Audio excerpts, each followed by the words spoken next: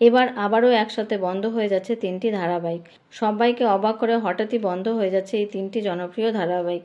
তাহলে চলুন জানা যাক কোন 3টি ধারাবাহিক বন্ধ হয়ে যাচ্ছে। বর্তমান সময়ে সিরিয়ালগুলো হঠাৎই মাঝপথে বন্ধ হয়ে যাওয়ার কারণই হলো লো টিআরপি।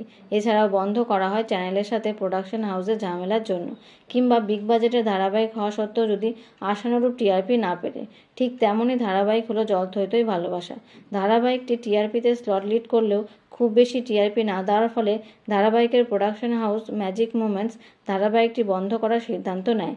আগামী 16 জুন অন্তিম পর্ব সম্প্রচারণ হবে এই ধারাবাহিকের। অন্যদিকে আগামী জুলাই মাসে বন্ধ হয়ে যাচ্ছে সান বাংলা চ্যানেলের অন্যতম জনপ্রিয় ধারাবাহিক বাদল শেষের পাখি।